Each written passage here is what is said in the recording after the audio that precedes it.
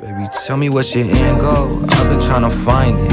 I'm a shooting star, I'm dying now, but you don't mind it lately. I feel like I'm Rango. Yeah. Hey, y a des petits fruits là-dedans? Non, non, c'est des noix. C'est des noix magiques. Ouais, je te check. Tu check mes fruits, tu check mes noix. Oh! On est rendu à combien, là? 103? Épisode 103, épisode 101, c'était 101. Ouais. 102, c'est la semaine passée. Le live, ça compte pas, fait qu'on était à 103. 103 comme dans... Demidov plus Guy Lafleur. Ouais, là, on peut plus faire ça. On peut plus faire ça. Ouais, c'est mort. Puis, c'est du coup, je suis content que ça soit mort. J'étais écœuré. J'étais écœuré de commencer des épisodes comme ça. J'aime mieux commencer avec des jokes misogynes. Parfois des propos déplacés. Et saluer la gang. Bienvenue à l'épisode. Très content encore une fois. On a des matchs de jouer. On a un vibe autour de l'équipe. On l'a dit la semaine passée qu'on pensait qu'il y avait quand même un bel aura, une équipe tissée serrée, un début de saison qui on savait pas nécessairement où est-ce qu'on se dirigeait, mais quand on a fait le live, en tout cas moi je m'attendais à une défaite, vous autres vous attendiez à une victoire, mais quand on a parlé dans l'auto, tu sais, j'étais comme je serais pas surpris que l'équipe commence autour de 500.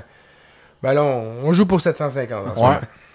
Solide début de saison jusqu'à maintenant. Kraken aussi qui était sur une bonne lancée. Deux qui victoires. a bien commencé sa saison. Là. Ben oui. Puis que c'était une grosse game là, du Canadien.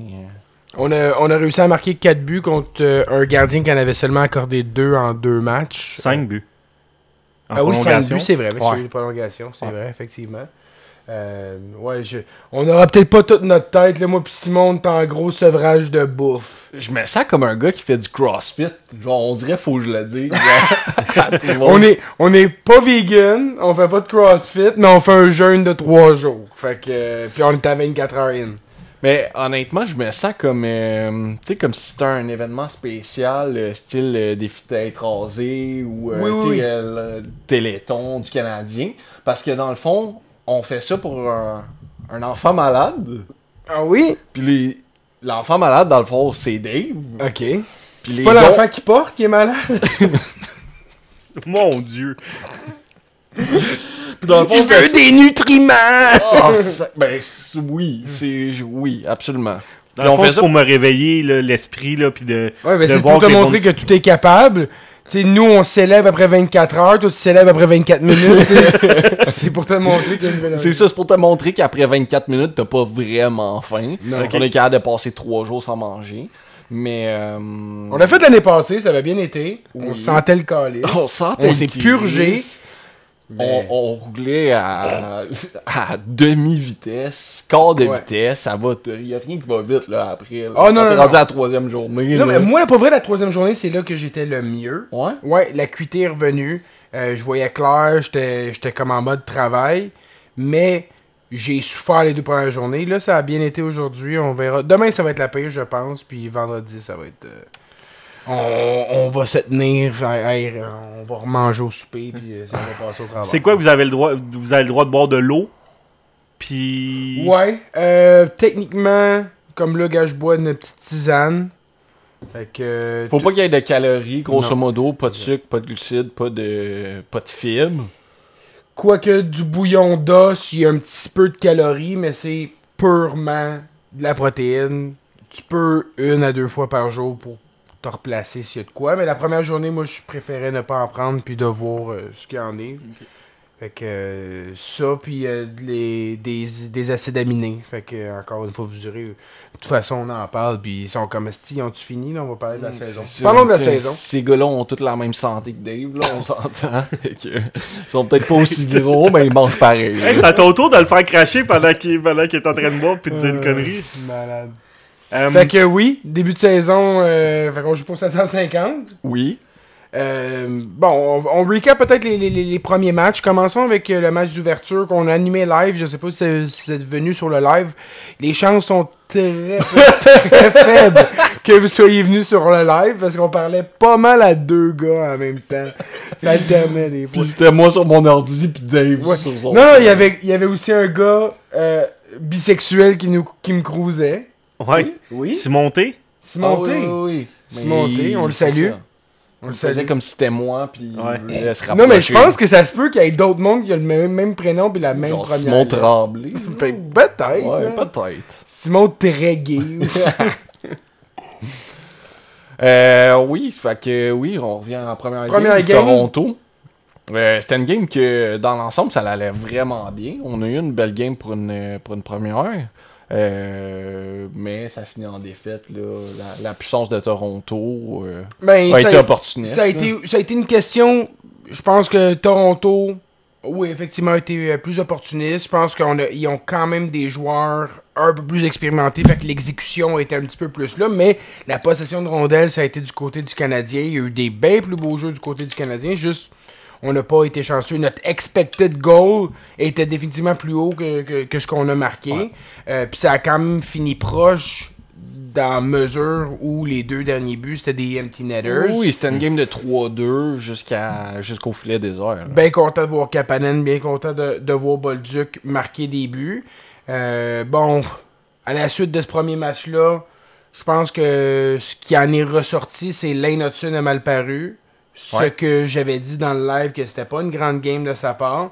Puis, Dobson, il backcheck pas sur un empty netter.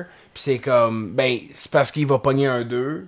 Puis le but va être alloué de toute façon. Puis c'était un filet désert. C'est un filet exact. désert. Puis, c'était déjà perdu la course. C'était le on filet des airs du s'entend, là. 5-2 et non du 4-2. Puis, de toute façon, soyons honnêtes, là, après 4 games, c'est le seul but que Dobson a laissé en égalité numérique, quoique il était à 6 contre 5. C'est Là, ça. mais Parce qu'à 5 contre 5, Il y a- il fait partie des 7 joueurs de la Ligue nationale qui n'ont pas accordé aucun but en étant sur la patinoire. exact. Fait que faut que je lève mon chapeau. Moi, c'était peut-être pas flashy cette game-là de sa part. Moi, je l'ai trouvé quand même efficace. C'est pas une mauvaise game. Puis il s'améliore de game en game là, comme on pouvait s'attendre. Je pense qu'on avait dit que l'adaptation elle serait quand même là. Il y a Matheson qui on va lui aussi lui donner des fleurs. Là. C'est un bon partenaire pour lui. C'est un gars qui a été habitué à jouer des demi-games là, l'année Ouais. passée. Il n'y avait pas de supporting cast avant que Hudson commence à prendre ses aises puis qu'il se sépare. Mais ça a été quand même un gros travail de Matheson qui a dû prendre le travail de David Savard, en gros, qui lui était plus capable de suivre. Absolument. Là, cette année, c'est un peu plus équilibré avec les 3 pairings. J'ai une question pour vous. Ouais. On le re-signe ou pas? Matheson en parle. Ben, tout le monde semble penser qu'on va le re-signer. Moi, personnellement, ça serait une erreur. Ça... Ok, mettons là. On parle pour parler là. Il t'arrive là, puis il dit moi je veux 4.5 pour les 5 prochaines années. Il voudra pas 4.5.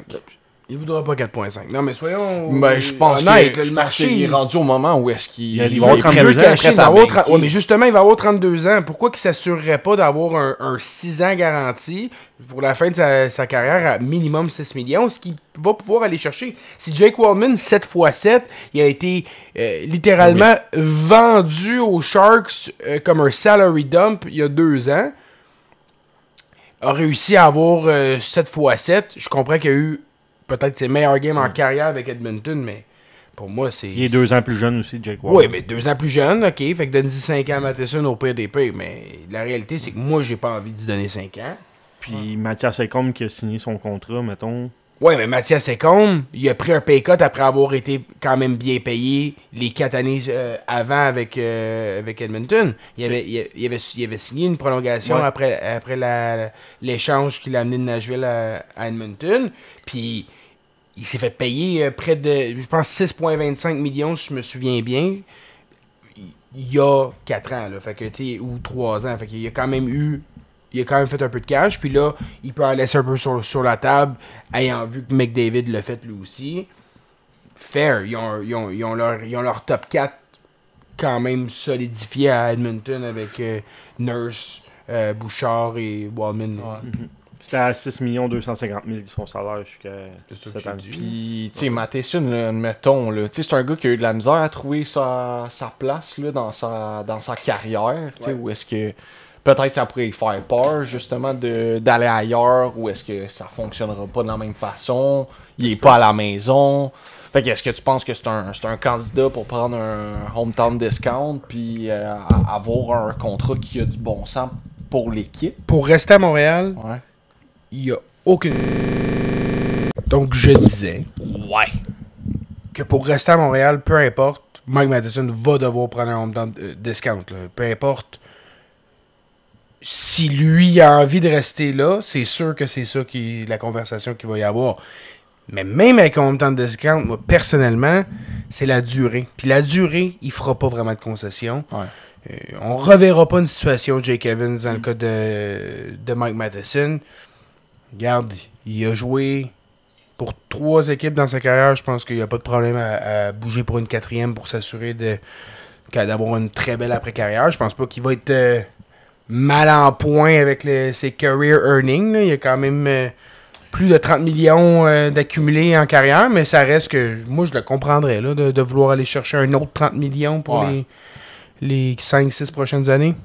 Tu penses pas qu'il pourrait dire comme hey, j'ai grandi avec ce groupe-là à Montréal, je voudrais gagner la coupe ici, puis comme écoute, je suis prêt à prendre un 3 ans, peut-être 4. Toi, 4 ans, est-ce que tu seras à l'aise avec ça? Non? Non, Ok. même à 4. Même à 4. Mais, tu sais, Non, c'est... Le pic d'un joueur de hockey, ça va être entre 26 puis 33 ans à peu près. Là. Ouais, puis même un def, tu peux... Non, tu peux stretcher ça un peu, là. Surtout s'il est capable de devenir un peu plus polyvalent puis jouer un peu plus défensif. Son patin... Son coup de patin, Son coup de va patin l'aider peut à le suivre garder dans la Ligue longtemps. nationale longtemps. Ouais. Rien contre le gars, c'est juste que sachant qu'on a Engstrom, Reinbacker, peut-être Connie Yuskov aussi, t'sais, et d'autres jeunes défenseurs, des gars qu'on parle pas, mais Ben, tu sais, t'as Strubble comme 7e défenseur encore, là, Ouais. qui joue pas, là. ouais, exact. Puis que j'aimerais voir peut-être remplacer Jacky à la prochaine game. Là. Je suis bien content de voir Jacky. Je pense que Jacky a eu une belle progression à travers cet été puis ce camp-ci, mais pas de là à dire on fait pas jouer Strubble pantoute. Là. Il a joué 4 games, puis je comprends qu'on en a gagné 3 sur 4, puis tu veux rester avec ton aliment gagnant, mais je pense qu'il mérite de jouer des games Strubble. Là. Il est pas pourri pour les manquer. puis Jacky, il a mal joué contre Chicago, justement. Contre Seattle. Ouais. L'autre défenseur, peut-être, Bryce Pickford. Repêché en 3e monde. Nous dit 6 buts, 3 passes cette année en 9 matchs. Oui, mais on parle quand même... On pourrait signer 4 ans Mike Matheson, puis Bryce Pickford serait encore... serait dans le portrait dans 4 ans. Là, C'est pas faux.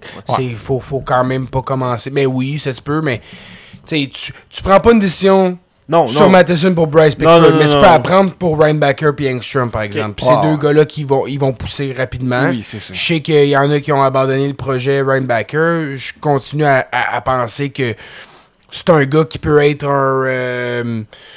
un défenseur top 4 dans la Ligue nationale. Il faut juste que, oui, effectivement, il soit en santé. Cette année va être ultra importante dans ce cas-là. Puis Engstrom, c'est un gars qu'on a vu. C'est un pop mover. C'est un gars qui est capable de bien jouer dans les deux sens de la patinoire. Si c'est pas ici, ça va être ailleurs. Fait que c'est ça. C'est juste... Moi, j'aime pas... Je comprends là, qu'une jeune équipe, tu veux les entourer de leaders. Mais moi, j'aime que mon groupe de leaders avec Suzuki qui vient d'avoir 26 ans, puis Caulfield à 24 ans, ben ça va être ça, mon groupe de leaders qui va grandir. Parce que la window qui ouvre maintenant, mais si on gagne une coupe dans 4 ans, mais c'est eux qui sont rendus en fin vingtaine. T'sais. C'est plus d'avoir un Mike Matheson à 36 ans. J'aime mieux dire, je vais aller chercher des gars de 33, 34, 35 ans quand je vais en avoir besoin sur des contrats qui... Je vais aller rechercher Mike Matheson dans 3 ans si j'en ai besoin pour gagner une coupe que de me commettre là puis de peut-être stagner des jeunes. Mais écoute, semblerait que le Canadien est intéressé à le re-signer. Ouais. Semblerait que c'est une évidence pour tous les journalistes à Montréal que Mike Matheson va re-signer à Montréal. Je compterais rien peut-être à cet égard-là. Moi, je pense que ce serait une erreur de le re-signer et je trouverais pas que ce serait une bonne décision. La seule façon que ça peut être une bonne décision, c'est vraiment 3 ans et moins. Puis, écoute, si Mike fait ça, on a applaudi Lane Hutton d'avoir laissé peut-être 500 000 sur la table. Si Mike Matheson accepte de signer 3 ans ici, je vais faire comme, OK, non seulement bravo au gars, mais aussi Kent Hughes, c'est un Christ de crosseur. Non, mais dans les négociations du contrat de Lane Hutson, puis on peut en parler, là. On en a parlé la semaine passée où il s'est arrivé à un point peut-être pas de briseur, casseur. Je pense qu'on s'attendait à ce que ça se fasse rapidement quand même à ce moment-là. Avant le premier match, en fait, je pense que ça a toujours été le projet de le faire avant le premier match de la saison. Kent Hughes le dit, ouais, absolument. Sauf que quand les négociations vont pas comme tu veux, surtout du côté de Lane Hutson, où on veut 9,5 millions, puis là, ça a renforcé ta position quand il y a des gars qui signent à 9 millions. Tu te dis, ben, crime, je suis un gagnant du Calder, puis j'ai fait pas mal plus de points que ces deux gars-là. Fait que je pense qu'à 9,5, on est là. Puis que Kent Hughes dit, non, ma structure, c'est Dobson, puis tu vas être juste en bas, puis on touchera pas aux 9 millions Lane. Je pense que ça a fait un petit... Oh! OK, fait que non seulement je serai pas payé autant que Dobson, je vais payer moins que Lacombe puis Hughes. Je pense que ça a fait un petit... Mais! Et là où Lane Hutson s'est tendu un piège lui-même, il est allé parler aux GM, ce que les gars font pas, habituellement. Tu laisses les agents... Ouais. Lane Hutson est allé s'asseoir avec Kent Hughes, puis il a fait comme... Je veux juste te dire quel genre de gars je suis, puis qui que je vais être, puis qu'est-ce que je vais faire pour mériter ce contrat-là. Puis Kent Hughes, il l'attendait dans le détour, puis il dit, mais tu sais, Lane, on t'offrirait pas un contrat de 8 ans si on savait pas déjà ça. Fait que après ça, c'est comme, quel autre argument t'as? Fait qu'ils t'ont déjà offert ce qu'ils sont à l'aise de t'offrir, 8 ans, puis il a fait comme, ben regarde, c'est une coupe de 100 000 $, ça peut faire en sorte que de 1, les fans ils se disent, wow, le discount qu'il nous a fait, alors que réellement, t'sais, on aurait été content jusqu'à 9,5. Ouais. En fait, jusqu'à 10. Je pense que jusqu'à 9,9. Fait qu'il a peut-être réalistement laissé jusqu'à 1 million sur la table gérer les fans. Fait que 1 million d'économies, écoute, c'est génial. À ce stade-ci, où dans une reconstruction, les assets que tu as sont aussi importantes que comment tu les gères sous ton plafond salarial. Ouais. Ce que j'ai écouté Marco D'Amico, moi, parler à Processus, puis il disait qu'il n'y a jamais eu de cassure entre le management de Montréal puis les agents de Lane Hutson, là, puis de la famille Lane Hutson. C'est qu'il y a eu des discussions. Les premières, c'était de signer avant le 7 octobre, comme Simon t'a expliqué, pour l'argent différé. Là, comme la date a passé, il n'y a pas pu. Ensuite de ça, c'était comment le contrat était structuré, qu'il y avait une différence. Puis ça a l'air que le Canadien est arrivé avec une offre de 9 millions par année. C'était le maximum qui était prêt à aller. Et ils sont arrivés avec une offre de 9, puis c'est Lane Hutson qui a vraiment dit à son agent, OK, signe à 8,85, là, puis on prend plus de bonus dans ce cas-là. Fait que le Canadien est allé mettre plus de bonus upfront, donc 2 ans, 11 millions au début, pour avoir le plus d'argent possible au début. Ben ouais, fair enough. Puis je veux juste démystifier, il y en a qui parlaient de 50 millions de bonus sur la signature. Non seulement il n'y a pas de bonus à la signature, c'est l'année prochaine, quand son contrat il commence. Comme Carey Price. Par année. Ben oui, comme Carey Price qu'on a attendu qu'il ait son bonus pour s'en départir. Fait que dans l'intérieur de, mettons, d'un 12 mois, dans une année, il va réussir à aller chercher 22 millions, puis ça va faire des beaux bébés, ça, dans un CELI. Mais je pense qu'il va maxer un petit peu. Mais il n'y a pas de 50 millions, je ne sais pas d'où ça a sorti. Il y a eu des mauvaises communications, puis après ça, le monde, il part en peur. T'as Luc Poirier qui fait comme, ouais, 50 millions upfront, ils viennent de faire sauter la banque. C'est comme, ben Luc, continue à parler de condo, là, puis lâche le hockey. Là. Ouais, c'est ça. C'est comme le 1er juillet au 1er septembre, les dates, que les bonnies. Ouais. Puis c'est à chaque année. Là. C'est pas, exact. Ils appellent ça bonni à signature, mais c'est pas un vrai bonni à. Genre, c'est pas quand tu signes. Moi, je me souviens. Tu sais, quand on avait fait l'offre hostile à Sébastien Aho, comment c'était structuré? C'était à la signature du contrat parce qu'il était RFA. Ouais. Et l'autre 1er juillet. Fait qu'à l'intérieur d'un an, il recevait, avec la structure de son contrat à 8,5 millions qu'on y avait offert sur 5 ans, il obtenait à peu près ça, 20 millions à l'intérieur de 12 mois. Et ça a été la seule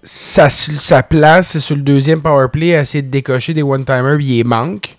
Puis oui, ok, c'est bien beau la passe là, sur le but à Demidov. N'importe qui. Veleno l'aurait fait, cette passe-là. Là. Faut être, encore une fois. Mais en 5 contre 5, rendu là, crisse-moi Veleno. Crisse-moi Veleno à la place de Liney. Liney, il veut même pas rentrer dans un gars. Il anticipe que le gars va... tu le vois, là, faire un motion de bloquer une passe qui existe pas. Ouais. Parce qu'il veut pas rentrer dans le gars. Ouais. Il est pas efficace, puis la meilleure version de lui-même, c'est plate, là, mais si c'est ça, c'est la dernière année de ta vie dans la Ligue nationale, mon gars. T'auras fait une belle paye, puis tu iras faire des walkouts de mode un peu partout dans le monde, mais ça sera plus ici. Ouais, ça va ressembler à ça, ça. Moi, j'ai de quoi à dire que c'est sorti dans Mathias et le Serpent. C'est le trio le moins efficace en termes de tir contre, tir pour, tir contre. À 5 contre 5, c'est même pas le trio de l'année. C'est Kapanen, Newhook, Demidov. C'est le moins bon. Toutes les, juste à 5 contre 5, là, les statistiques avancées et tout ça, c'est vraiment... Après ça, tu as Patrick Laine qui est le deuxième moins bon. Là, mais puis ça a l'air que le trio de Suzuki, justement, il domine. Là, il était quand même plus 25 tirs pour, tirs contre. Même quand tu fais les tirs qui ont atteint le but, c'est encore plus haut le pourcentage.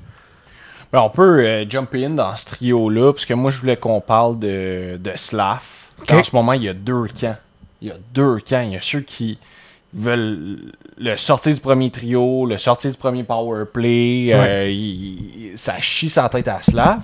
Puis t'as un deuxième camp qui s'est créé, qui apprécie la façon qu'il joue, qui apprécie l'espace qu'il crée, qui apprécie son échec avant, son bâton.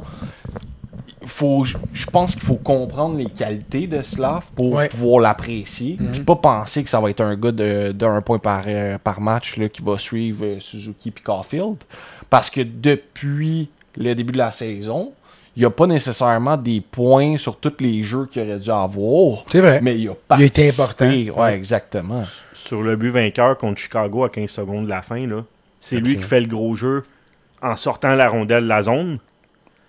Puis c'est lui qui fait le gros jeu en bloquant la vue au goaler à Spencer Knight pour que Caden Goulet score. On a pensé un bout qu'il l'avait fait dévier. Là. Ouais. Finalement, ça a été annoncé là, que c'était Caden Goulet.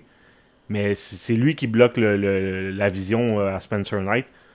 Il n'y a pas eu de point sur ce jeu-là. Non, mais si on n'en avait pas de Slav, on en voudrait un. Il en faudrait un. 100%. Toutes les équipes gagnantes en ont un comme ça. Puis c'est juste que nous, on l'a à un point où il apprend à jouer le hockey de la Ligue nationale. Il a 21 ans. Il va, sais-tu quoi? Une saison de 82 points, il va en avoir une dans sa carrière. Ouais. Je suis convaincu que ça va arriver. Okay. C'est juste que ça se peut que ce soit pas à 21 ans, ça se peut que ce soit à 25 ans. Il faut être un peu plus patient. Puis tu te dis que hey, 25 ans, c'est encore jeune. Ben oui, c'est encore jeune. C'est encore jeune, puis c'est encore loin. Parce que Suzuki, sa première saison de PPG, c'était à quel âge? T'as 25 ans. T'as 25 ans, Calis. Fait qu'il faut donner du temps à Slav.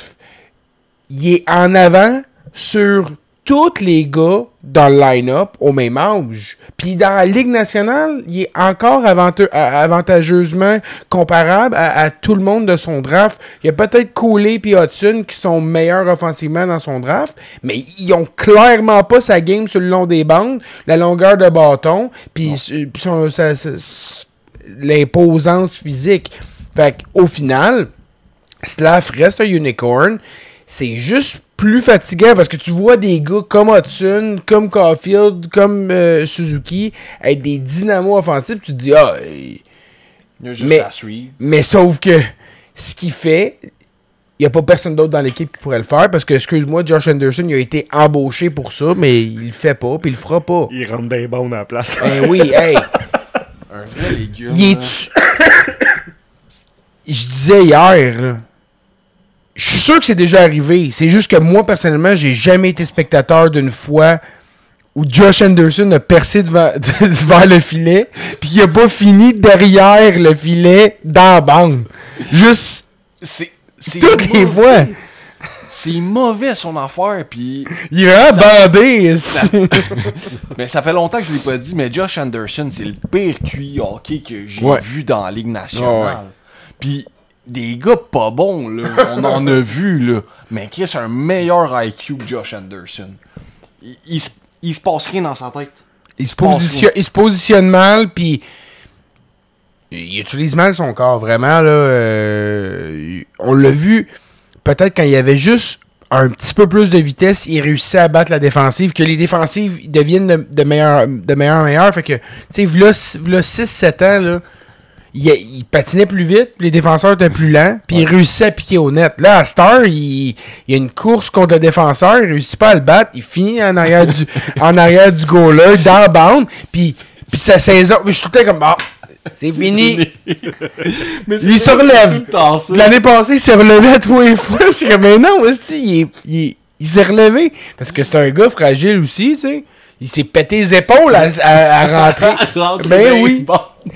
Il y a eu une bonne saison, Josh, la première à Montréal. Puis après ça, l'année passée, on va lui donner, tu sais, il y a quand même... C'était peut-être sa plus respectable à part la première saison. La première saison, c'était excitant. Je l'ai bien aimé. Puis après ça, c'est que du disappointment dans son cas. Puis ça continue un light. Puis sur le 4e trio, c'est un peu moins pire, là. Ouais, exact. 3e match? Ouais, un peu le bordel dans ce match-là. Une nouvelle rivalité. Oui. Les deux équipes s'aiment pas. C'est deux équipes en reconstruction avec des jeunes talents. Il y a de l'historique, évidemment, avec la transaction Kirby-Dach. Puis j'espère que les gars, ils disent à Kirby, on se fait fourrer en allant te chercher parce que Nazar est pas mal meilleur que toi. Mais non, c'est ça. Puis des bons jeunes. Ils ont vraiment passé par-dessus Demidov pour aller chercher Levchunov alors qu'ils ont des bons défenseurs. Puis... solide, là. La première paire, là, Rinzel puis Vlasic. Ouais, solide. Solide paire, là. Puis Rinzel, j'en avais parlé la fois qu'on avait joué contre lui. Je pense que c'est son premier match, en plus, contre Montréal l'année passée. Dans ses débuts, ouais. Puis j'avais comme, Chris, ce gars-là, il sort de où? Je connaissais son nom, mais quel bon patineur. Puis il nous a... Il a collé top cheese contre Monty. Ça a été un super beau but. Puis premier but en carrière. Puis ouais, on a eu peur dans cette game-là quand même. Parce que le powerplay, quoi qu'on en a marqué 2 sur le powerplay finalement. Mais sur 10 powerplay, écoute, ça avait pas de bon sens. C'était désorganisé, c'était pas bon ce powerplay-là. Puis là, j'étais prêt à passer la gratte là-dedans. Puis dire, ben, ton unité 1, là, t'as pas le choix d'avoir Demidov. Ouais. Je le crois encore. Tranquillement, ça s'en vient. Là. Mais ça va être comme Hudson l'année passée. On laisse à des vétérans, puis ceux qui prouvent pas qu'ils peuvent rester sur le premier, ben, débarque-les. C'est qui sort du premier? Ben, comme j'ai dit sur ma story hier, je pense que tu peux pas avoir et Bolduc et Slav. Ouais, moi aussi, je pense que c'est 2 gars qui occupent le même rôle. Puis je pense que tu t'aimes pas mal mieux. C'est que Slav, il est capable de distribuer la rondelle, mais pas au niveau de Demidov. D'avoir un Demidov, puis tu l'as vu là, dans la game d'hier, là, la passe qu'il a faite sur le but à Newhook. Il regardait même pas Newhook, hein? Non, mais à cette vitesse-là, le mouvement, la précision, la vitesse de la passe... Puis c'est pas une passe, c'est une passe franche, flat, sur le tape. Ouais. Fait que les gars ont même pas besoin de réfléchir à la réception, parce qu'elle arrive vite en sacrament, là.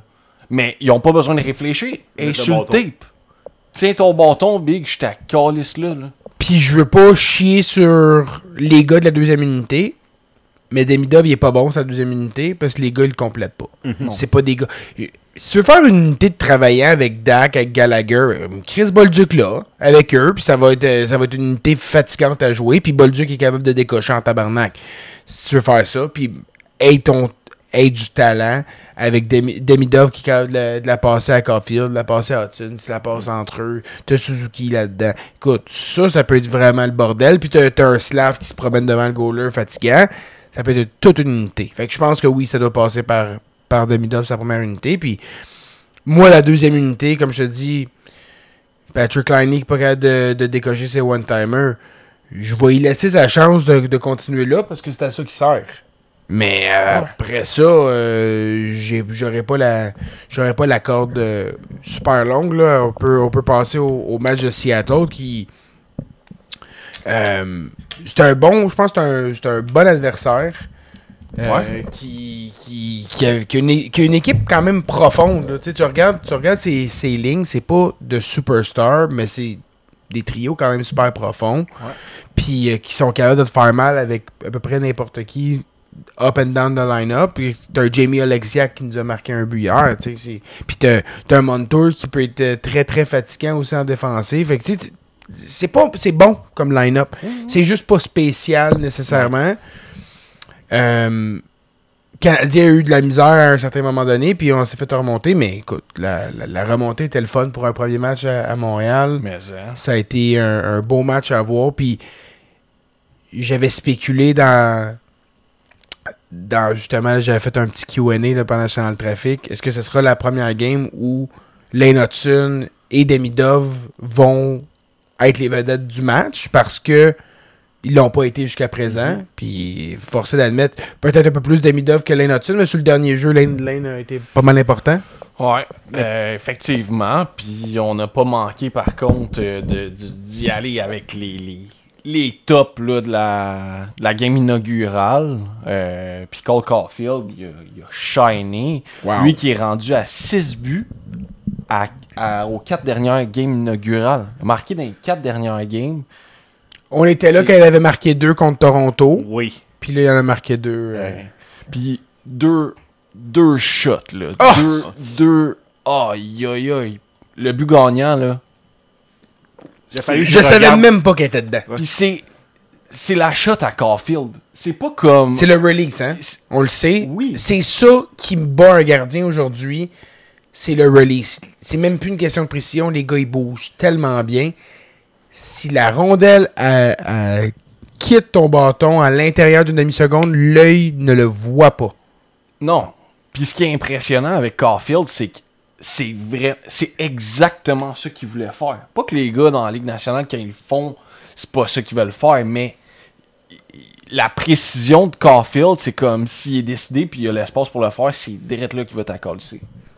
Puis on le savait avant même qu'il joue une game, que ce gars-là aurait un des meilleurs tirs de la Ligue nationale. Ça semblait un peu fou de parler d'un gars qui avait jamais joué une game, de dire « Ah, ça va être un des meilleurs shots de la Ligue nationale ». Nous, on le savait. Je pense que quand tu le suis assez, il y en a qui disent « Ok, ben vous êtes des homers, puis vous allez voir parce qu'il va arriver dans la Ligue, puis il sera pas aussi spécial ». Puis ça a été difficile, là, un petit peu l'adaptation au début.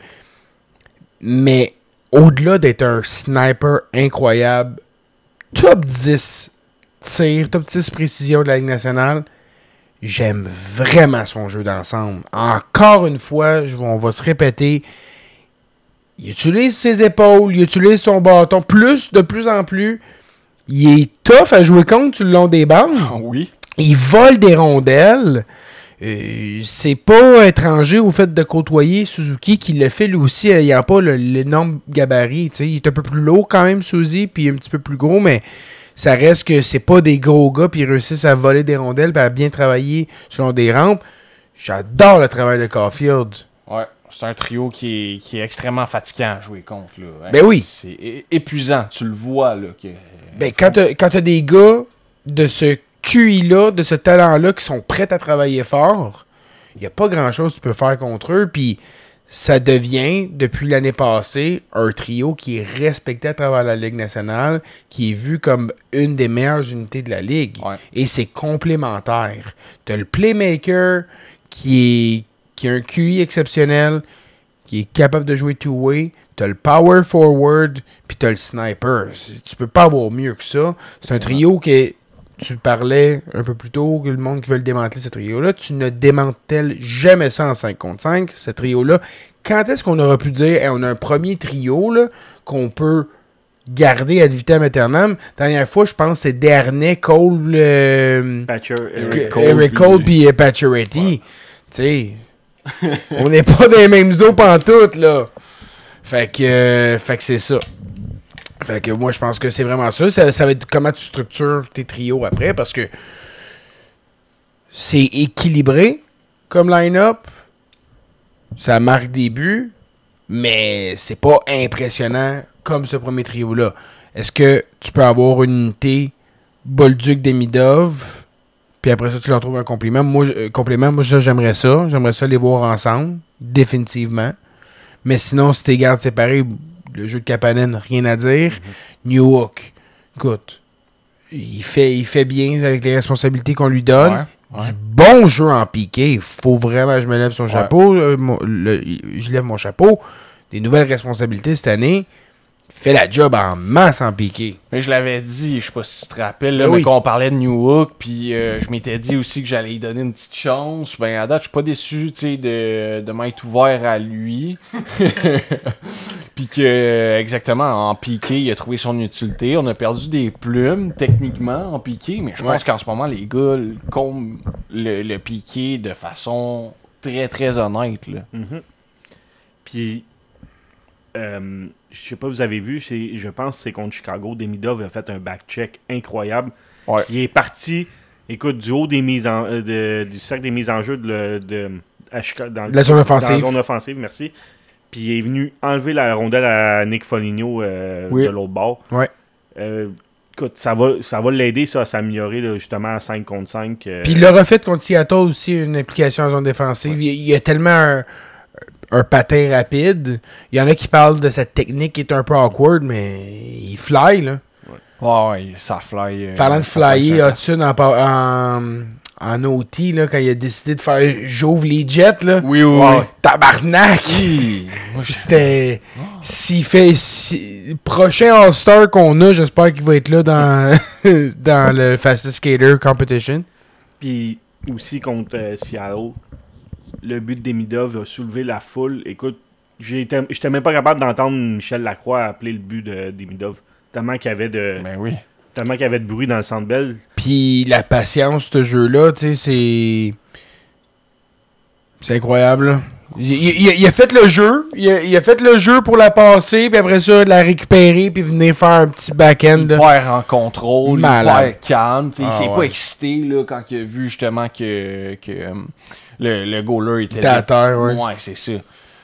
Vraiment très excité. Oh wow. Ouais. Oh wow. Puis c'est ça qui est malade avec le make-up de cette équipe-là, c'est que tu te dis une si Caulfield in off-game, mais t'as ce gars-là en backup.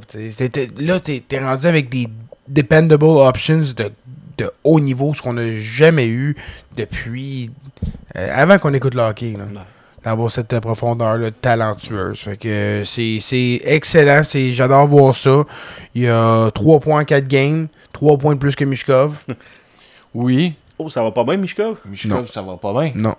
OK. Vraiment. Pas vu. Très pas bien. Dernière game, il se fait benché la 3e période au complet. Ouais. Nouveau coach, même problème. Ben ouais. Mais c'est drôle, t'en as un qui était dans son complexe sportif tout l'été. Puis t'en as un autre qui faisait des affaires louches à Dubaï. Puis... Ah oui? Ben oui, Michkov, il a pogné un accident cet été. À Dubaï. Avec un chauffeur. Ah ouais? Puis là, il s'est fait prendre en otage son passeport. Puis. Comment ça, je suis pas au courant de ça? Oui, il avait parlé pendant le podcast, ouais. Ah ouais, je t'écoute pas tout le temps. Mais ouais, fait que c'est ça, pendant qu'il y en a un qui chillait pendant son été, puis ça a l'air que Michkov il est arrivé au camp all of shape, là, que c'était pas... Ouais, ben j'ai posté une photo dans le story aujourd'hui avec les lunettes, là, habillé comme un gros nazi, là, c'est dégueulasse. Fait que pour ceux, malheureusement, là, ou heureusement, dépendamment, mais pour ceux qui doutaient encore des décisions prises par le Canadien dans ce repêchage-là, ouais. Michkov laisse encore paraître des échos qu'on a eus au repêchage. Pourquoi que le Canadien l'a pas choisi. De là, la raison pourquoi on a fait le bon choix, ça a été de pas choisir Michkov. C'est exactement là où je m'en allais. Tu sais, comme arrêter de comparer Reinbacker et Michkov, c'est deux gars qui sont tellement différents. C'est sûr que ça va être bien plus highlight reel quand il va être en forme, Michkov, mais la réalité, c'est que c'est pas contre Reinbacker, le problème, c'est contre Michkov, en fait. C'est que peu importe, ils se sont dit, c'est quoi la meilleure option autre que Michkov? Ben, ça va être ça, on a besoin d'un défenseur. Puis je le crois, dans l'organigramme, on a besoin d'un gars comme Reinbacker, un gros défenseur droitier, Faut juste qu'il éclose. Mais encore là, on parle d'un gars qui a 20 ans. Soyez patient. Qui a Oui, manqué énormément de oui, temps. l'historique de blessure. Puis j'écoutais Arnaud Gasconado parlait à Tony Marinaro. Pour lui, il comme c'est un gars qui est comme fini déjà. Puis les blessures, puis c'est ça, mais c'est comme man, si on avait dit ça de Crosby en 2009, non pas en 2009, mais en 2011, quand il y a eu on pensait que sa carrière était finie, puis c'est fini. Mais oui, 2 blessures, vous vous souviendrez, aux vertèbres, commotion cérébrale à répétition. Sa carrière est finie. Patrice Bergeron, carrière est finie. Tu sais, c'est comme si on regarde ça, puis excuse-moi, des commotions cérébrales, ça peut être des genoux, c'est évidemment très très important, là, mais ça reste que comme à 20 ans, si tu fais déjà le post-mortem de sa carrière, ça va pas très bien. Donne-lui du temps. Donne-lui au moins le temps de finir son entry-level contract, puis on en reparlera après. En tout cas, on n'est pas prêt à lancer la serviette, même si on a repris la serviette sale qu'on avait lancée là, avant même. Mais en fait, Reinbacker, j'ai jamais abandonné sur le projet. Puis je l'ai dit, il est tellement important dans les succès futurs du Canadien que je ne peux pas. Tant qu'il y a aussi longtemps qu'il n'y a pas personne qui prend sa place. Si Connie Yuskov, il dit je vais venir, puis il est meilleur que lui, ok, fine. On a un droitier qui a hâte de bien jouer défensivement. Ok, je vais être prêt à le tasser. En ce moment, on n'a personne avec le pedigree à Reinbacker. Ce que j'ai dit, par contre, c'est que pour moi, il est un peu plus disponible qu'il l'était via transaction s'il arrive de quoi.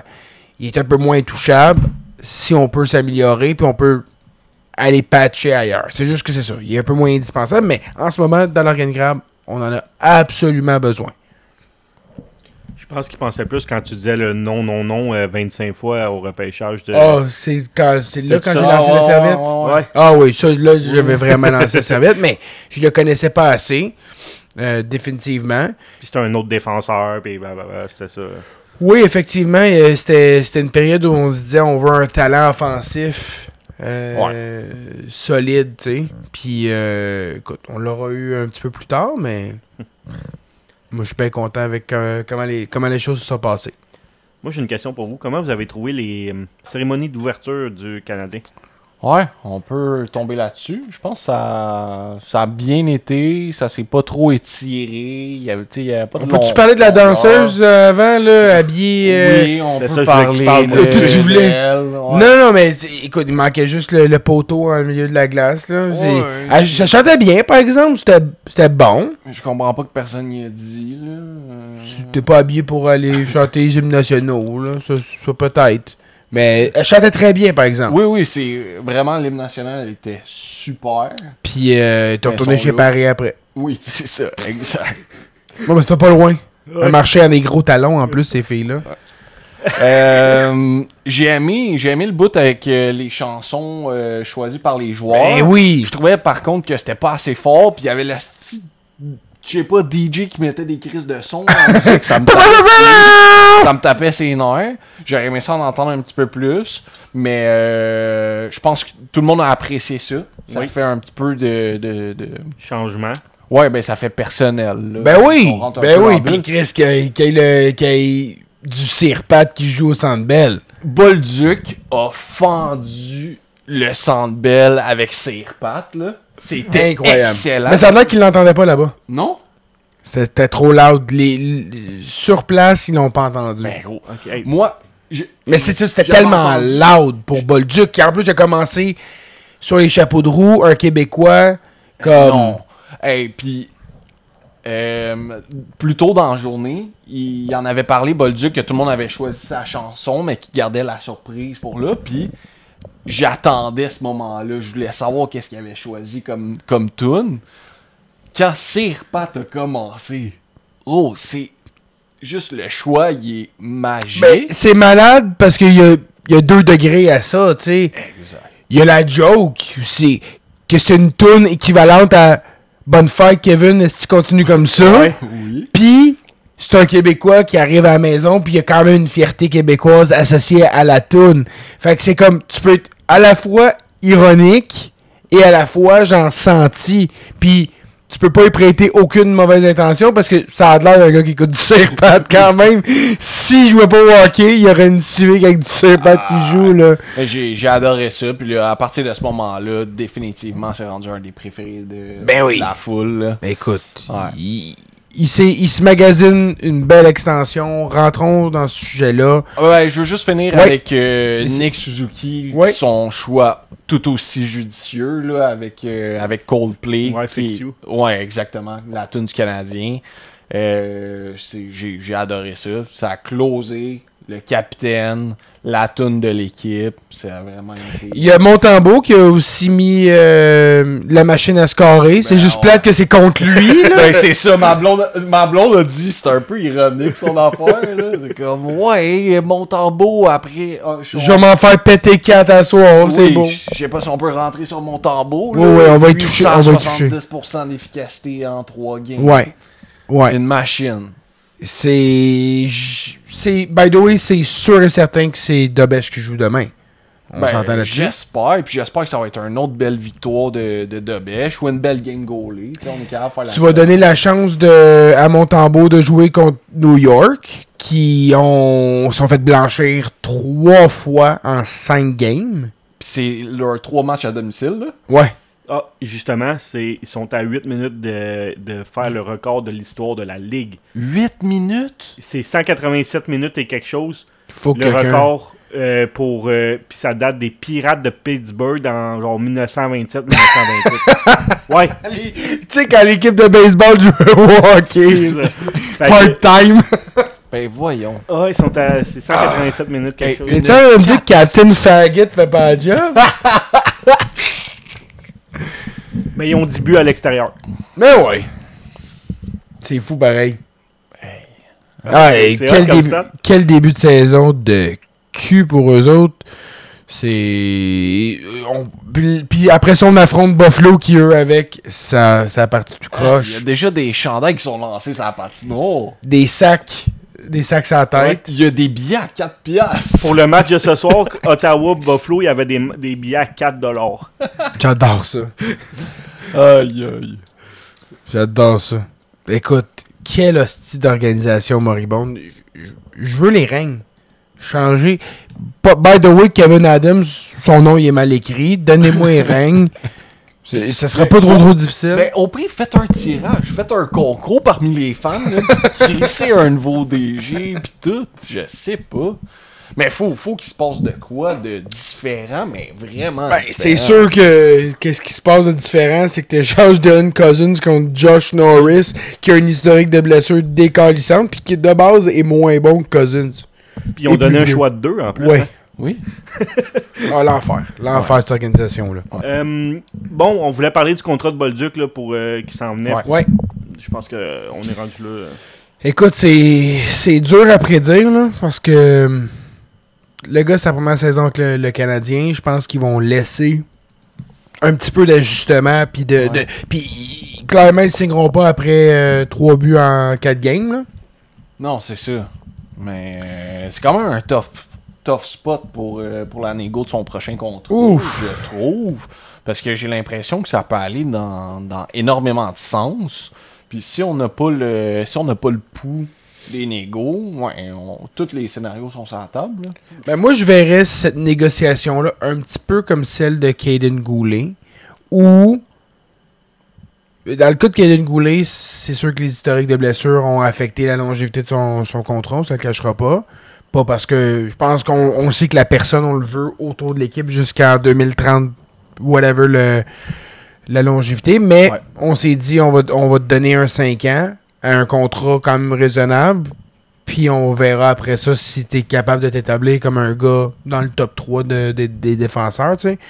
Bolduc, c'est pas qu'on le veut pas à long terme, c'est il va-tu nous péter une saison de 35 goals, puis il va commencer à demander du 8 millions? Ouais. Ou on se dit, regarde, on va te donner un autre 4 ans à un salaire vraiment legit, à du 5, 5,5, puis on verra dans 4 ans si où ton statut, puis tu peux te faire sauter la banque à ce niveau-là. Ça nous achète, nous autres, veut pas, de la sécurité. lui, ça il fait devenir un multimillionnaire dans la ville qui veut jouer. Puis, il aura un super bel âge, arrivé à 26 ans, où il va avoir que des années UFA à vendre, puis faire le gros cash. Fait que, je pense que ça va être... en tout cas, c'est très, très préliminaire. Ouais. Si tu me dis, on est capable de le convaincre de signer 8 ans à 6 millions, 6,5 millions, Ça, direct. de même. Oh, Un les gars de yeux- même. les yeux fermés. puis c'est un Québécois.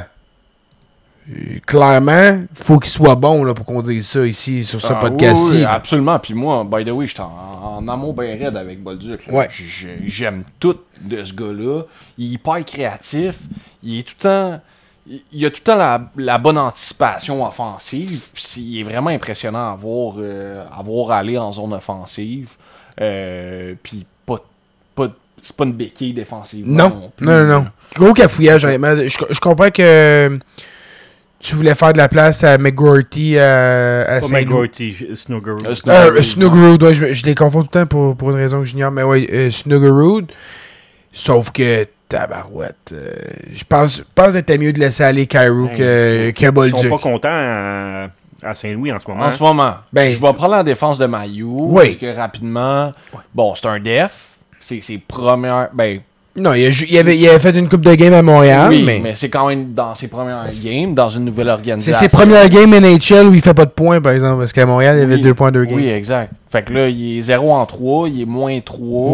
Ouais. Ça a l'air que c'est difficile là, dans sa zone, comme attendu. Ben oui. Puis ça continue d'être difficile. Là. C'est juste que les Blues avaient... Tu regardes leur défensive, leurs 3 derniers défenseurs, c'est lui avec 2 gars que je peux même pas te nommer là, vite Ah de ouais? même. Là. C'est, ouais. Fait que, Les Blues, ça? ouais. C'est Justin Falk, le défenseur? Non. Je parle des 3 derniers défenseurs. Ah, les 3 derniers, excuse. Ouais. Ok. Il y a genre un Tucker Shosbin, Tyler Tucker, Ouais. puis l'autre défenseur... Non, mais il y a un 7e défenseur qui est Ok. pas là. Mais c'est ça. Fait que leurs 3 derniers défenseurs, c'est lui. Tyler Tucker avec Mailloux, puis un autre gars que j'ai vraiment de la misère à me rappeler de son nom tellement que c'est pas fou, là. Comment ça, je suis pas capable d'aller ça? Fait qu'il y en avait besoin, en gros, d'aller chercher Logan Mailloux. Sauf que dans la genre d'équipe où ils sont, de faire un pas derrière alors que leur fenêtre est comme quand même... Matthew Kessel. Et voilà. C'est ça. Fait que quand tu vois un peu leur genre de window, c'était pas le temps vraiment de faire un pas de recul, sauf qu'en même temps, il y avait besoin de chercher un def. Fait que, écoute, on sera l'heureux gagnant de cette transaction-là d'un défenseur qu'on voulait plus, qu'on avait plus besoin dans notre organisation, puis on va être gagnant d'une transaction one-on-one de même. Drastiquement après si peu de games, on peut le voir que Bolduc, c'est un joueur, il va avoir une longue carrière, puis Mailloux, c'est pas garanti. Je pense il peut faire 40 points dès cette année, trouver sa game et faire 40 points dès cette année. Ouais. Je serais même pas surpris. Mais il y a Sauf encore que- des question marks. Ouais. Puis je serais. Tu sais quoi, même s'il fait 40 points cette année, pourrais jamais être déçu de cette transaction-là. Fait que c'est merveilleux. C'est vraiment le fun. Juste par la façon qu'il joue Bolduc. Et on m'avait posé la question, t'es-tu déçu du camp d'entraînement de Bolduc qui était peut-être pas à 100%? Puis j'ai dit, les points sont pas importants, j'aime la façon qu'il joue. Ouais. Puis ça va se traduire dans la saison régulière. Puis ça se fait. Fait que je suis pas mal fier de ma patience envers le kid. Puis contre Chicago, il a pas arrêté. Il y a eu du chien tout le long de la game. Il arrêtait pas de déranger. Il attirait des pénalités en étant une petite peste un peu sur la glace. Là. Il a trouvé un peu son jeu. Tu sais, dans le junior, c'est un gros marqueur de 50 buts. On dirait qu'il a vraiment comme amené sa game. Il s'est dit, je peux pas jouer comme ça dans la Ligue nationale. Faut que je change un peu comme mes attributs. Tout ce que je 3 buts à 4 games, moi je peux pas scorer 50. By the way, il est on pace là. C'est que Anthony Martineau, il avait compilé ses premières games avec le Canadien puis ses dernières games avec Saint-Louis. Ouais.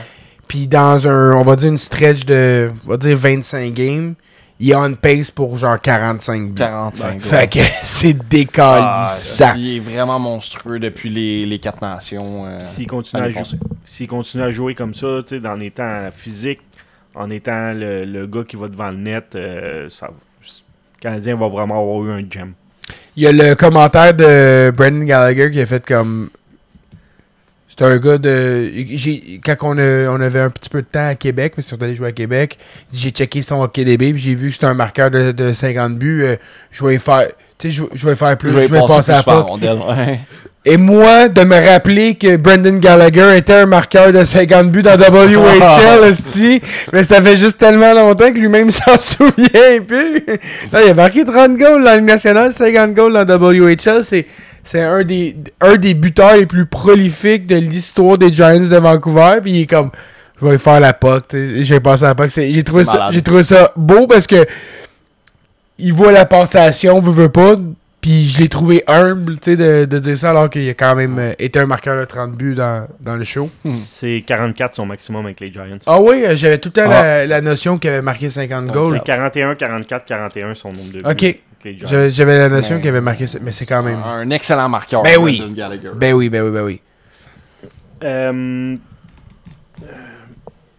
Je pense qu'on avait pas mal fait le tour. Ben, je voulais juste dire, parce que tantôt j'allais oublier là, la game contre Chicago. Quand que Caden Goulet il a pincé Nazar au centre de la glace. Une mise en échec de toute beauté. Oui. Puis je sais pas si vous avez entendu ses commentaires après la game.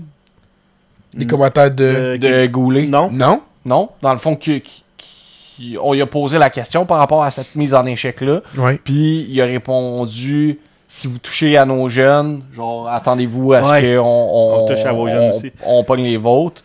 J'ai vraiment adoré ça. Puis ça l'a montré encore une fois à quel point que les gars sont proches puis sont tissés serrés. Là. Finalement, on a oublié de parler de Kent Hughes qui a eu... Kent Hughes Gorton qui ont eu leur prolongation de contrat de 5 ans. Mm-hmm. Est-ce que c'est mérité? Puis est-ce que Kent Hughes doit déjà être considéré pour être le DG de l'année? Oui. La réponse c'est oui, absolument. Puis j'avais vu passer une question sur Twitter, qui c'est pas un gars de Montréal, tu sais, puis qui disait combien de GM tu prendrais avant Kent Hughes, tu sais. Il dit bon, Bill Zito, c'est pas mal clair pour moi que j'irais pour Bill Zito, puis rightfully so, là, je pense qu'il a travaillé très très fort à bâtir les Panthers de la Floride, puis il a fait que des très bons moves. Ouais. Il y a Jim Neal à Dallas qui lui aussi a travaillé super fort depuis qu'il est là. J'aime bien ce qu'il fait. Puis il dit après ça comme Kent Hughes. Puis c'est comme wow, quand tu parles d'un gars qui est à sa 4e saison réellement comme GM, qui est dans la discussion avec des gars comme ça. Bill Zito aussi, ça fait pas super longtemps qu'il est là quand même en head GM, mais quand même. Il y a peut-être un Brisebois que je rentrerais dans cette conversation-là. Quand même, Julien Brisebois, solide architecte, puis créatif, puis il trouve des façons de rester relevant. Ouais. Mais pour le marché de Montréal, je pense que je prendrais pas personne d'autre que Kent Hughes. Le gars qui vient d'ici, évidemment bilingue, la gestion des médias, il traite les médias vraiment comme une famille quand même, une extension de famille. Ouais. C'est pas dans l'équipe. Il peut pas tout dire, mais il est super transparent. Puis quand il peut pas le dire, ben il dit ça, je rentrerai pas là-dedans, mais il est super jovial. Puis j'aime qu'il soit justement à la tête d'affiche de ce duo-là. Avec Gorton aussi, il est très capable de gérer des médias. Puis il est devenu successivement le président des opérations hockey avec cette prolongation-là. Donc il prend le rôle vraiment de Jeff Molson qui, à la fin de la journée, c'est lui qui signe le chéquier. Puis il devrait être consulté s'il y a une extension comme dans le cas de Hudson. Mais le fait de donner le titre à Gorton, c'est regarde, mon chéquier dans tes mains, je te fais confiance parce que je vois la gestion que vous faites ensemble. Puis j'en ai parlé à maintes et maintes reprises d'avoir un GM, un architecte de carrière et un ancien agent. C'est lethal comme duo. Parce que c'est des gars qui ont des contacts partout, sur tous les paliers. Puis en termes de négociation, on l'a vu dans le cas de Hudson. Puis les autres signatures avant. C'est des maîtres. Il y a des très bons deals dans cette équipe-là. C'est un œuvre d'art, là, ce qui est en train de se passer à Montréal. C'est vraiment impressionnant. Puis tout sport confondu, j'ai rarement vu quelque chose comme ça. C'est vraiment beau. Le management puis l'équipe, comment elle n'est pas finie d'être bâtie, mais comme il commence à avoir un très bon noyau, c'est très excitant d'être des partisans de cette équipe-là. Autre chose sur laquelle je veux rentrer au niveau management, évidemment, il y a Martin Saint-Louis lui, qui va lui aussi être à re-signer. Deux choses. Première des choses, j'ai écouté Max Talbot qui parlait qu'il avait passé du temps avec Cole Caulfield, puis Cole Caulfield, il parlait de son coach avec des étoiles dans les yeux, puis il a dit, je sais pas si tu sais, là, mais après 4 ans avec le même coach, hein, de vivre ce que tu vis en ce moment, c'est très rare. Chéris ça. Et on le voit, Martin Saint-Louis, c'est le coach le plus apprécié probablement dans la Ligue nationale. C'est un gars qui a des quotes inspirantes tout le temps. Il a été dans leurs souliers. Il a été un gars qui a été ballotté, qui a passé de 0 à héros, gagné la Coupe Stanley. Quelle acquisition. Puis le deuxième point que je voulais faire, c'est qu'à travers la Ligue nationale, à l'embauche de Martin Saint-Louis, ça parlait contre le Canadien. Les agents de coach disaient à quel point le Canadien était pas sérieux d'aller chercher un gars comme Saint-Louis. Ah ouais? Ouais. Ben oui. Puis même, apparemment, la Ligue nationale se serait genre impliquée dans le dossier, faire comme, êtes-vous sérieux? Là, vous êtes le Canadien de Montréal, vous allez chercher, je comprends que Martin Saint-Louis, c'est Martin Saint-Louis, mais il a jamais même coaché comme professionnel, comme, êtes-vous vraiment sûr que vous voulez aller dans cette direction-là? Fait que ça a fait des vraies vagues, du vrai remous, puis je pense que même à l'intérieur des partisans, il y a eu une couple de fois de le remettre en question, cette embauche-là, d'un gars qui avait pas le pédigré. Puis je n'ai parlé en début de saison, de faire comment son staff, on l'a peut-être même pas entouré, mais c'est un groupe tissé serré qui grandit ensemble. Avec Robida, Letowski et tout le reste du coaching staff qui a été présenté par les gars là, à la cérémonie. J'ai bien aimé ça. Cool, tu vois que c'est vraiment une famille. Puis je pense qu'on a vraiment de quoi de spécial sur la glace puis hors glace. Puis tu as vu Martin Saint-Louis avant, je pense que c'est juste avant le début des prolongations, quand il faisait un petit peu un plan de match. Il a regardé Hudson puis qui était là. Puis il a comme fait un gros sourire. Je sais pas ce qu'ils ont dit. C'est un sourire machiavélique. Genre, ça va marcher, les boys. Là. Faut juste gagner à face-off, puis ça va marcher. Ouais. Puis ça n'a pas été long. Ça a cliqué. Ouais. Fais confiance à ces gars. Ouais. Je vous ai envoyé une séquence avec Demidov. C'est l'autre affaire que je voulais te parler. Écoute, cette passe-là, elle a été pensée, préparée, puis il savait... Il a pas montré ça à Josh Anderson, là, ce move-là. Il a montré ça à Demidov parce qu'il savait qu'il pouvait l'exécuter. Absolument. Martin Saint-Louis connaît ses joueurs à la perfection, un par un. Parce que, rappelez-vous, il avait fait la même chose avec Cole Caulfield. Le même vidéo, là, où est-ce qu'on le voit dans la pratique, pratiquer le move, où est-ce qu'il arrête, il repart un peu, puis il prend sa shot. Saint-Louis avait pris du temps avec lui. D'après, score exactement comme ça. Martin Saint-Louis, c'est un brain de la game. Ouais. Puis les gars sont en train d'être imprégnés de tout ce talent-là. C'est vraiment impressionnant. Ouais, comme je dis, je pense qu'on est vraiment dans un bon spot. Puis là, on va en perdre 3 de suite, puis on va chier sur Montembeault. Allons-y, là. Ok, parfait. On l'a épargné assez longtemps. Là. J'ai commencé la saison. Je l'ai jamais épargné.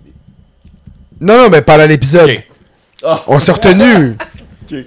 le gars, il se défend d'avoir toujours été chien. Hey, attends une minute, j'ai toujours été chien. L'épisode 10 s'appelait Gâteau aux dildo. Puis c'était le dildo.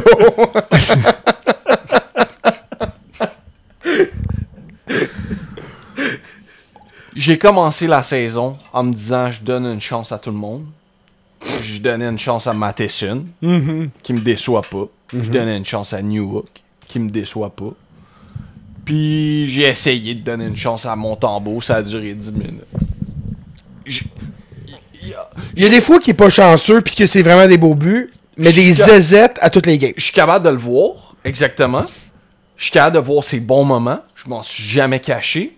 Mais c'est pas assez long, c'est pas assez de game dans une année, puis c'est pas un goaler numéro 1. C'est le maillon faible de l'équipe, J'aime ça. game après game, puis là, maintenant, année après année, je suis tanné. Non, ben parce qu'on le sort de la merde, là. C'est vraiment ça. On devrait pas avoir... Puis regarde, c'est correct, ça fait des beaux moments, mais on peut-tu avoir une vision long terme où on se dit, ouais, va falloir marquer des buts dans la dernière minute puis en OT. Combien de fois on a dû le faire l'année passée? Trop. Oui. Puis l'année d'avant, ça avait été un deal breaker. Le nombre de games qu'on avait perdu par un but.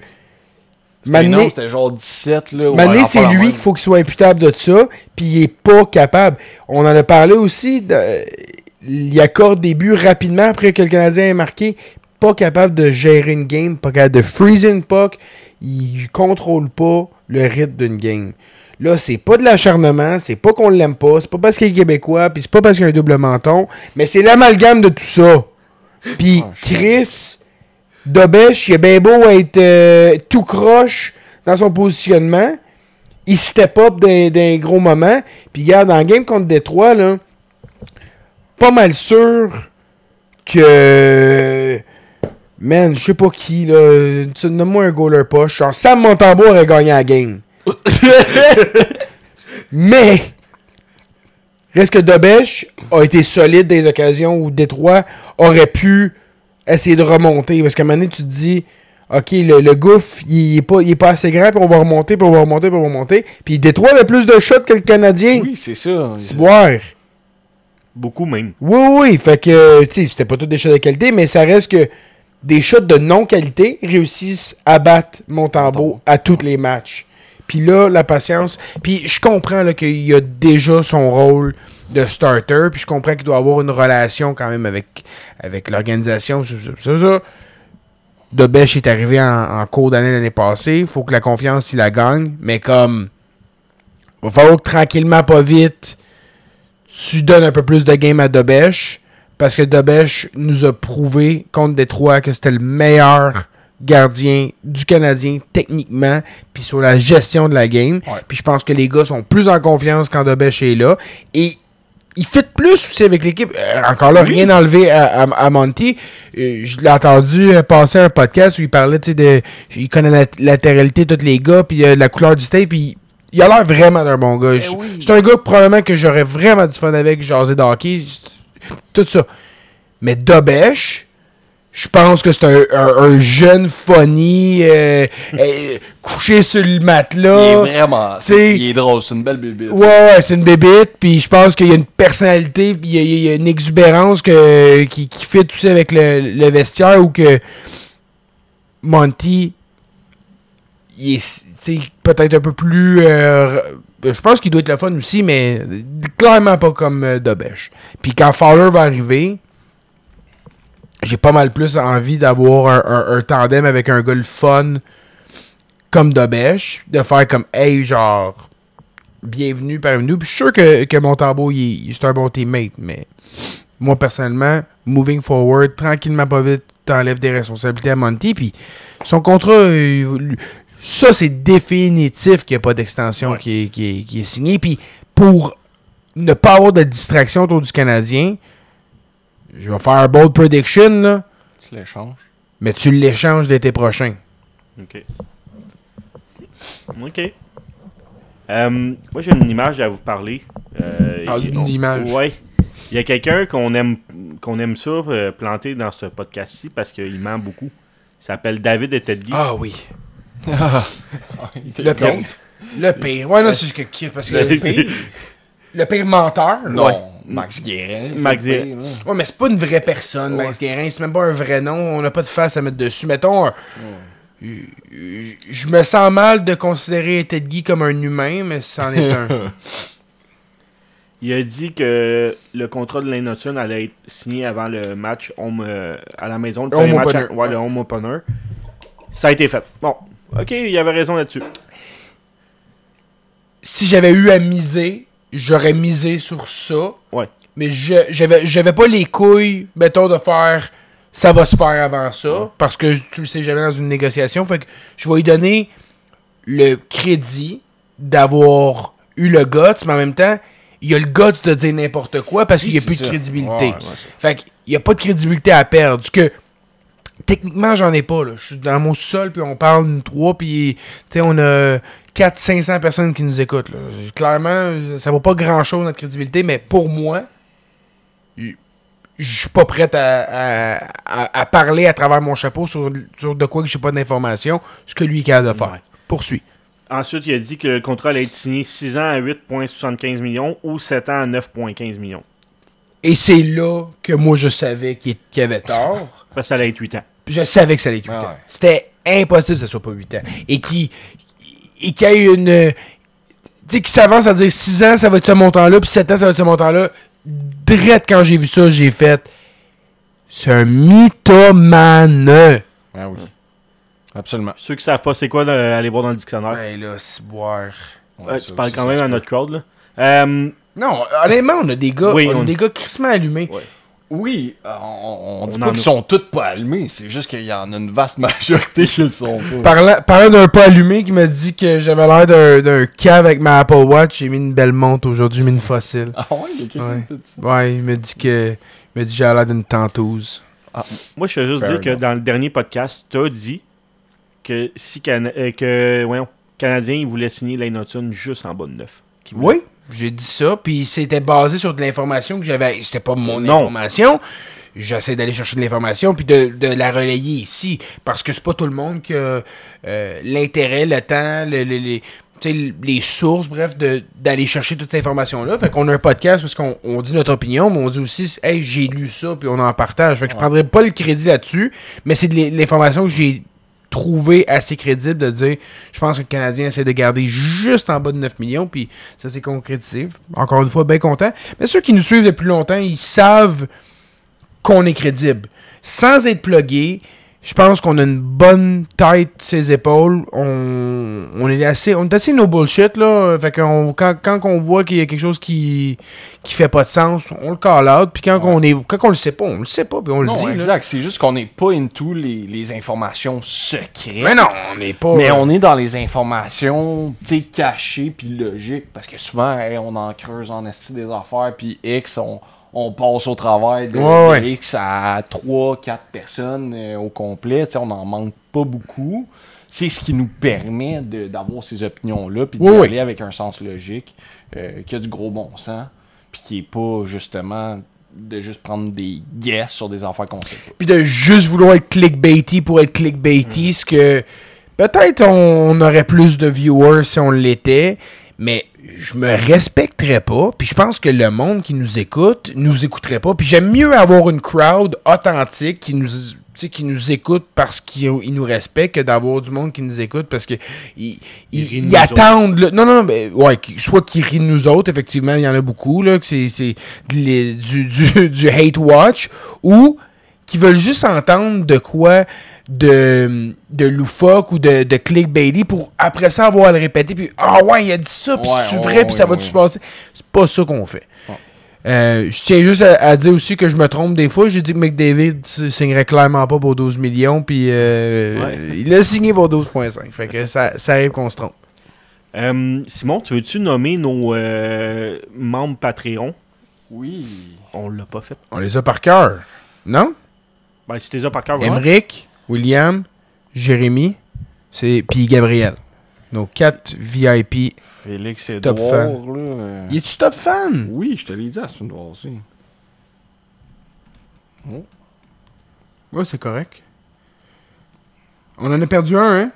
Ouais, on a... Édouard Pérusse. Ouais, Édouard Pérusse. C'est ça, Hey, je m'excuse, Édouard. Édouard Pérusse, t'as 100% raison. Un nouveau VIP. Mais ouais, on en a perdu un. Notre premier of all time. Mais ouais, fait qu'on te plante, quoi. On fait... Non, c'est correct. Il y On avait espère pas. que tu nous écoutes encore. Il y avait pas. Ben oui, il y avait juste pas 5 piastres ce mois-ci. Peut-être le mois prochain. Si tu veux passer des McDo ou Peter Jackson, peut-être que dans un mois, tu pourras revenir parmi nous. Mais tu sais, ceux qui sont avec nous sur le Patreon, on apprécie énormément. J'ai posé la question cette semaine là, sur la page s'il y a de quoi que vous voulez voir plus en particulier. Laissez-nous savoir. Si vous n'êtes pas membre Patreon puis vous dites « Ah, je suis on the edge », Qu'est-ce que vous aimeriez voir? Qu'est-ce qui vous ferait passer de l'autre côté de la clôture? Mais on est toujours bien content d'avoir du monde qui nous supporte. Moi, j'avais une question pour vous autres, les boys.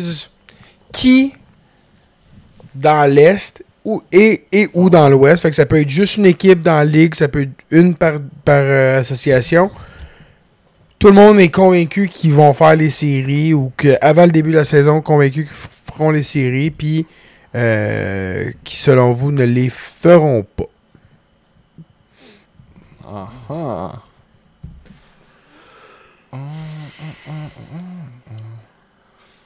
Moi, je vais aller champ gauche, là. OK. Les Sabres. Puis les Sharks de San Jose. OK. Je vais juste être sûr. Tough one. OK, dans l'Est, on commence avec l'Est. Ouais, vas-y donc. Ceux qui feront pas les séries. Ceux qui feront, puis ceux qui feront pas. Non, ceux qui feront pas. Ceux Ok. que tout le monde pense qu'ils font les séries puis qui les feront pas. Dans l'Est, Washington. OK? Ouh. Moi, je pense qu'ils vont les faire, moi. Dans le métropolitain. La métropolitain est vraiment dure à caler. Ouais. Mais je pense qu'ils vont les faire. Mais une équipe que moi j'ai mis hors des séries puis qui a un début de saison assez difficile, c'est Tampa Bay. Moi, je vais continuer à presser sur ce bouton-là. Je pense que c'est une équipe qui va avoir passé vraiment de pratiquement contender à hors des séries avec un bon line-up. Brandon Eagles, ça va pas pantoute. Je l'ai dans mon pool. Il est à vendre.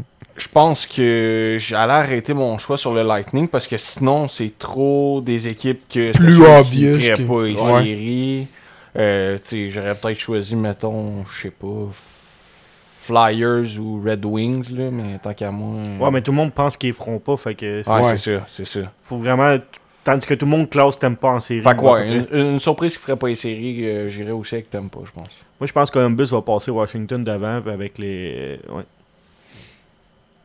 Fait que tu mets les Devils, Devils, Columbus, Hurricanes, Hurricanes. puis Columbus en série dans le puis métropolitain. t'en mets 5 du Cinq côté dans- ouais. de l'Atlantique. Ouais. La Ah. 5e est à Ottawa, j'imagine? Oui. Dans l'Ouest, je sais pas si c'est fair to say, là, mais moi, Vancouver, je les vois continuer leur descente. Là. Ils ont quand même fait des grosses prolongations de contrat. Puis, Ouais. mais je sais pas s'ils sont classés en série par plusieurs, mais moi, c'est une équipe que, quand même, je vois pas dans ma soupe du tout. Puis je les vois pas revenir en série cette année. Aïe, aïe, dans l'Ouest, c'est pas mal plus tough. Ouais. Tu fais des bons choix, Kev, honnêtement. Merci. C'est moi qui ai amené la question. J'ai eu le temps d'y penser plus Ouais, longtemps que c'est vous autres ça. en même temps. Là. Qu'on s'attende à ce qu'ils soient en série, ok. Ben, t'as Minnesota que tout le monde s'attend soit en série. Dallas, Colorado, Las Vegas. Ça va toutes les On faire. s'entend que c'est des locks, ou à peu Ouais. près. Là. Edmonton. Je vais y aller avec les Blues, je pense. Je sais pas si on s'attendait à ce qu'ils Ben soient ouais, en ils ont fait série. l'année passée au minimum. Là. Ouais. Ouais. Je vais y aller avec Los Angeles. OK? Oh, Ils ont fait ok. une grosse acquisition aujourd'hui. Ils ont été Ah. rechercher Phoenix Copley. Ouais. Moi, j'avais jamais. Je savais que. Ben, je savais qu'il était plus. C'était plus un gars qui jouait dans la Ligue nationale puis qui était pas avec son contrat. Mais je savais pas que Tampa Bay l'avait claimé. Puis là, ils l'ont rééchangé contre considération future. Lui, il doit être tanné de déménager. Ouais. Mais regarde, c'est à lui d'être meilleur. Ben, je pense qu'il est quand même déjà meilleur que Gannon Lara. T'avais-tu d'autres questions pour nous autres, Dave? Il me semble que t'avais préparé une couple d'affaires. Oui, dans le fond, on a les contrats des gars signés à long terme Du Canadien? du Canadien. Puis je voulais savoir si vous voulez les grader. Parfait. Je vais commencer par Noah Dobson, 8 x 9.5. Oh, c'est une note sur 10, genre? ou- Ou Ouais. A, ou des... Ouais, ou je des pense que c'est notes mieux sur 10 C'est que, ça, que c'est facile, des, je pense. des lettres. Là. On n'a pas beaucoup de monde scolarisé qui nous écoute. fait que- Je vais essayer d'être original dans mes réponses. Ben, je vais commencer, d'abord. Peut-être t'inspirer de ma réponse. Ouais, c'est Je pense que c'est le contrat qui va être le plus dur à devenir un aubaine dans notre organisation. Ok. Pas que c'est un mauvais contrat. J'étais content qu'on l'a acquis. J'étais content qu'on l'a signé. Mais on l'a payé à la valeur d'un gars qui arrivait à toute fin de ses RFA et qu'on a dû rivaliser contre d'autres équipes pour aller le chercher. T'sais. Fait qu'il il y avait le choix de cette direction. C'était pas un UFA, mais tout comme. Là, oui, tout comme. À ce niveau-là de... puis on l'a signé moins cher. On est ceux qui ont bêté le moins cher sur la maison, puis on l'a gagné à cause de notre belle personnalité. Là. Fait que, c'est vraiment ça. Là. On a réussi à gagner en payant moins cher que les autres. Fait que, à 9,5 millions, c'est peut-être celui qui va moins bien vieillir, mais je pense pas que c'est un mauvais contrat. Sur 10, encore là, comme je te dis, c'est le contexte là, pour le joueur, valeur et ensemble global dans la Ligue nationale, je vais dire un 7 sur 10. Oh, ok. Tu allais plus bas que ça, toi? Non, j'y allais pas plus bas que ça. Ok. Je vais dire un 7 sur 10 parce que t'as Kel Macker qui signe à 9. Il va être re-signé, là, mais c'est comparable. Tout ça, il est très haut payé, mettons, par rapport. Puis tu regardes le contrat à Hudson là, juste après. Fait que c'est un contrat que je suis content d'avoir. On avait moyen de le faire. On a fait un bon move. On a agi. Puis il va falloir le faire. On va surpayer des gars au UFA quand on va être dans notre fenêtre de gagner la Coupe Stanley. Puis tu dis, c'est pas un bon contrat. Mais si ça t'aide à passer over the edge, ça crédibilise notre défensive dans Dobson. Mais ça va être le contrat le plus dur à justifier par rapport à notre structure salariale. OK. Ben moi, honnêtement, pour les mêmes raisons, puis la situation dans laquelle on a dû signer ce contrat-là, moi j'y allais pour un 8 sur 10, là, le contrat de Noah Dobson. OK. Et puis j'ai dit les contrats à long terme, est-ce que tu voulais que je fasse tous les contrats, mettons... Non, allons-y avec le core. Plus. Le core, OK, parfait. Tout ce qui est signé, mettons, jusqu'à au moins 2030. Ouais. Okay. Lane Hudson, 8 x 8.5. Ben, c'est un... Je sais pas, c'est une note parfaite, genre, un 10 sur 10? Pour moi, oui. Okay. Je pense à un 10 sur 10. Pour moi, oui. D'avoir réussi à conclure en bas de 9 pour 8 ans, il n'y a pas grand-chose que j'aurais voulu. Puis, tu sais, si ça va mal ou whatever, il y a genre 6 ans qu'il n'y a même pas de no movement clause parce que il est dans ces années, ou 5 ans parce qu'il est dans ces années RFA. Fait que, écoute, il n'y a rien dans ce contrat-là que je peux chialer. C'est un excellent contrat. Ouais. Nick Suzuki, il reste encore 5 ans à 7.875. Ouais, c'est un 10 sur 10. Ouais, c'est un 10 sur 10. Puis c'est Marc Bergevin. Ouais. C'est un leg de Marc Bergevin. Je me souviens encore où j'étais quand j'ai vu l'annonce. Ouais. J'étais allé prendre une marche avec mon chien. Puis je me souviens où j'étais là, géographiquement. Là, OK. quand j'ai vu l'annonce. Puis j'ai fait wow! Quelle transaction! Parce que je me souviendrai, il y a une petite époque, dans la Ligue nationale, 8x8 était donné là, à tous les jeunes là, qui arrivaient, tous les jeunes qui commençaient à éclore 8x8. C'était donné à qui mieux. Puis Suzuki, juste un peu de 8x8, j'ai fait comme ok, c'est intéressant. Il est peut-être pas le pedigree aussi high-end que certains gars à 8x8, mais il sait ce qu'il vaut. Ouais. Puis le Canadien sait ce qu'il vaut. Puis j'aimais le contrat. C'était le genre exactement de contrat où je me disais il vaudra pas son contrat l'année 1, l'année 2, puis après ça, l'année 3, 4, 5, 6, 7, 8. Ça va être une urbaine. Il va valoir. Fait que excellent leg de Marc Bergevin. Puis si vous vous rappelez, je pense l'année suivant sa signature de contrat, il y avait un classement des pires contrats de la Ligue nationale. Oui. Puis il était comme dans le top, là, Ben vraiment, des pires contrats. Ouais, puis Athletic, on va le répéter, ils valent pas leur une pièce par mois. Prochain contrat, Cole Caulfield, il reste 6 ans à 7.85. Je veux dire... On va dire 9, là, juste pour pas... J'allais dire 9.5, là, pour pas que ça soit un autre 10, là, Ouais. mais si tu me demandes les raisons pourquoi c'est pas un 10 sur 10 comme Hudson puis Suzuki, je suis pas sûr que je suis capable de faire valoir mon point. Je vais te le dire, parce que tu as réussi à y vendre d'être en dessous de Suzuki, puis de faire, hey, regarde, le capitaine, ça va être le top de la pyramide, puis on veut bâtir de cette façon-là, puis que tu as un Caulfield qui est clairement cocky et, tu sais, comme... pas de la mauvaise façon, mais très confiant de lui. Puis il a vu ses chums, les autres Américains, les Boldy, décider ça, tu sais, avoir des gros contrats, faire comme, ok, je serai pas le meilleur payé, je ferai pas le mieux payé de mon équipe, puis ça va être bien correct. Je vais me ranger juste derrière. Je pense que c'est un beau contrat pour lui. Puis c'était quand même un gamble d'une certaine façon parce qu'il avait pas fait. C'est le meilleur marqueur de 50 buts qui a pas marqué 25 buts. Fait que... Slav à 8 fois 7.6.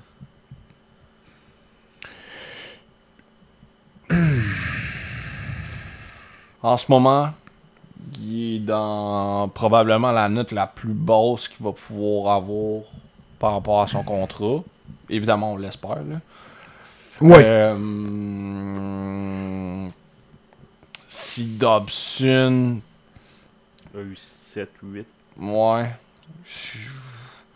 Juste en bas de Dobson. Peut-être un... Ouais, un 6.5. 6.5, ouais. Puis c'est ça. C'est vraiment... Encore une fois, quand on parle d'un contrat comme celui-là, l'année 1, l'année 2, tu t'attends pas nécessairement à rentrer dans ton argent. Tu t'attends à faire un aubaine de 3 à 8. Ouais. Puis dans ce cas-ci, je suis bien à l'aise de dire, bon ben, en ce moment, il vaut peut-être 6.5 sur 10 de ce contrat-là, mais dans 2 ans, on va être mort de rire. Surtout avec une masse salariale à 120 millions. C'est ça, exactement. Caden Goulet. 6 fois 5.55. Ça, j'adore, là. C'est peut-être juste... Ben, écoute... Je sais pas quoi dire, là. C'est parce que le contrat, en soi, il est bon, puis après ça, tu sais, ce qui arrive plus tard, niveau blessure, santé, c'est... Ça, c'est imprévisible, mais avec les données qu'on avait là, à ce moment-là, moi, j'étais super content. Je vais aller avec un autre 9 sur 10. Je pense que ça a du sens, 9 sur 10, oui. Puis je sais même pas comment ça pourrait être un 10, dans le fond. Là, parce que plus bas que ça, je me sens mal pour Goulet de ressortir là puis de marcher croche. Là. Ben ouais. Un 9.5 là, pour Caden. OK. J'avais un petit jeu pour vous autres. OK. C'est-tu de manger une poutine parce que je suis down? Non, c'est un petit blind winking, ça faisait longtemps. Oh, let's go! Blind winking, classe de draft. Mais je vais vous nommer. Intégrante, là. En fait, non. Je vais vous nommer, mettons, les top joueurs de certaines équipes en certaines années. OK. Collier, ça.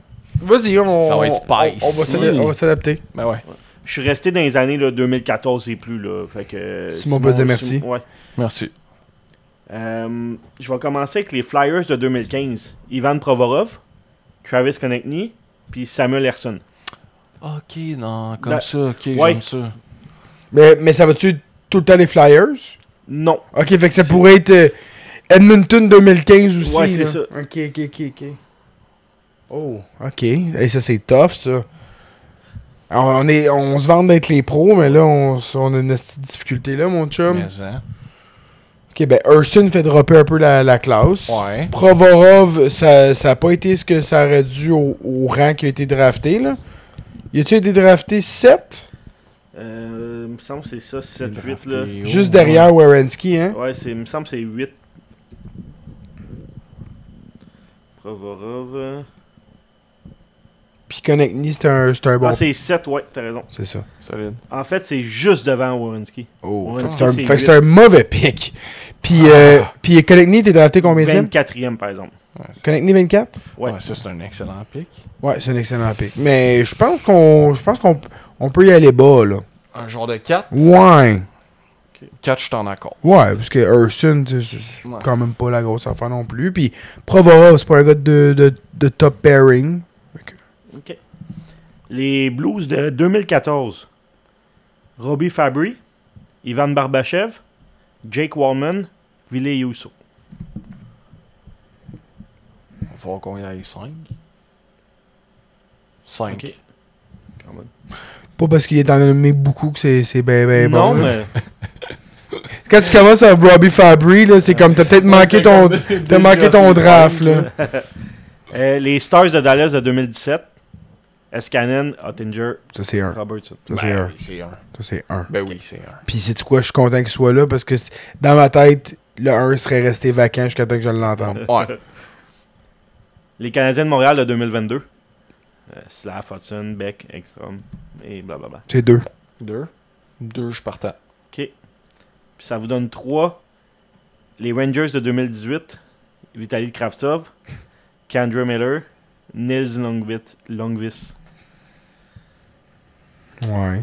On pourrait inverser là, Flyers, puis ça serait parfait. Là. Ouais.